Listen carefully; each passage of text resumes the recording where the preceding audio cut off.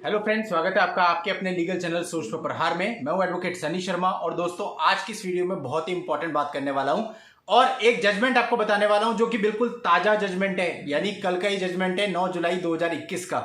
दोस्तों देखिए, जो भी आपकी एफआईआर दर्ज होती है चाहे किसी भी मामले में 498 ए है, 323 है, 504 506 है, डीपी एक्ट है या और कोई मामला है 376 है, 354 है, किसी भी मामले में यदि आपकी एफआईआर दर्ज होती है तो आपकी जो एफआईआर है उसमें आपके आईओ का नाम लिखा हुआ होता है, आपके इन्वेस्टिगेशन ऑफिसर का नाम लिखा हुआ होता है। अब दोस्तों सीआरपीसी के अंतर्गत इन्वेस्टिगेशन ऑफिसर की बहुत सारी ड्यूटीज होती हैं। ऐसा नहीं है कि बस उसे आईओ बना दिया और उसने एक चार्जशीट फाइल कर दी, सिर्फ इतना ही उसका काम नहीं है। उसका काम बहुत सारा है। उसका काम यह देखना है कि जो घटना बताई गई है उसके प्रॉपर एविडेंस को कलेक्ट करेगा, पूरी इन्वेस्टिगेशन करेगा, मौके पे जाएगा, मुआयना करेगा, लोगों से पूछेगा, पब्लिक के विटनेस लेगा और बहुत सारी चीजें, नक्शा नजरी बनाएगा उस घटना स्थल की। और भी बहुत सारी उसकी ड्यूटीज होती हैं जिसको जनरली आईओ परफॉर्म नहीं करते। आप लोगों को पता होगा आईओ आज के समय क्या कर रहा है, थाने में बैठ करके सारे काम कर लेता है और कुछ भी नहीं करता, जहमत नहीं उठाता घटना स्थल का मुआयना करने की, घटना स्थल पर जाने की, यानी कि एक गलत तरीके से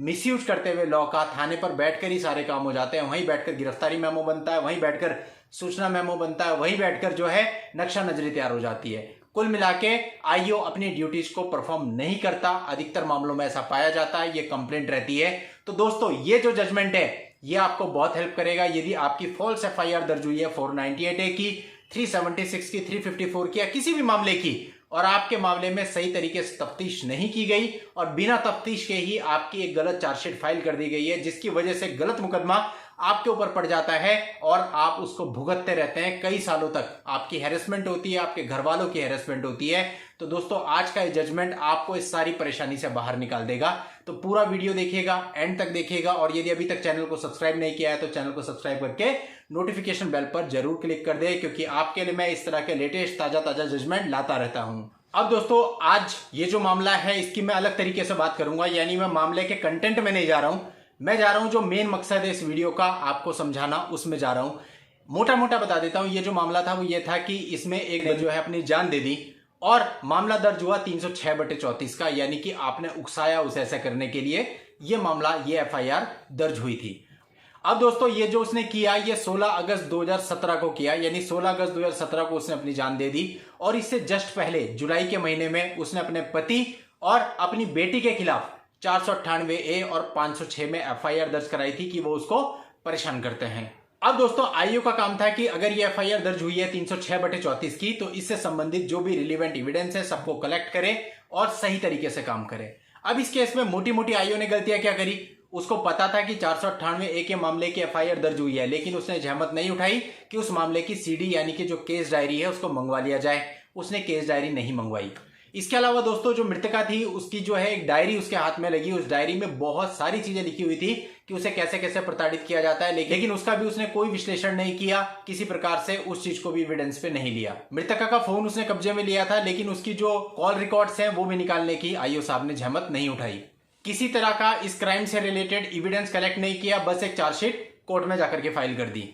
तो दोस्तों इस मामले में जब हाई कोर्ट में गए तो हाई कोर्ट ने क्लियरली कहा कि ये जो इन्वेस्टिगेशन है बायस्ड है, wholly misdirected and totally tainted है, यानी कुल मिलाकर के आईओ साहब ने अच्छी इन्वेस्टिगेशन नहीं की है और जो भी उनके कर्तव्य और ड्यूटीज हैं वो उन्होंने इन्वेस्टिगेशन के दौरान नहीं निभाई हैं। आईओ का गलत मोटिव था,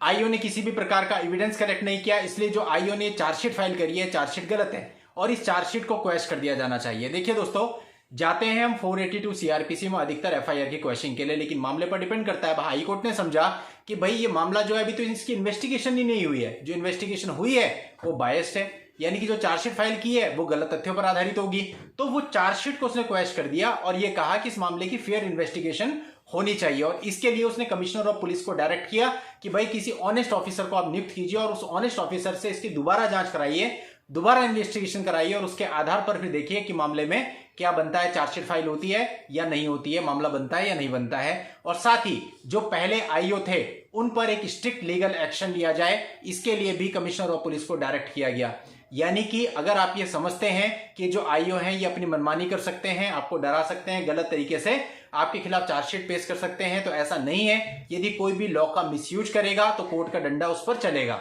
बस बात होती है कि आप सही तरीके से चीजों को कोर्ट के सामने लेकर के आए। तो दोस्तों इस प्रकार से यदि आपके किसी भी मामले में एफआईआर झूठे तथ्यों पर आधारित है और आईओ गलत तरीके से काम कर रहा है, वो आपके एविडेंस नहीं ले रहा है, आपकी स्टेटमेंट सही से रिकॉर्ड नहीं कर रहा है या आपको लगता है वो बायस्ड है, तो फिर 482 सीआरपीसी के अंतर्गत हाई कोर्ट उस आईओ के खिलाफ भी एक्शन ले सकती है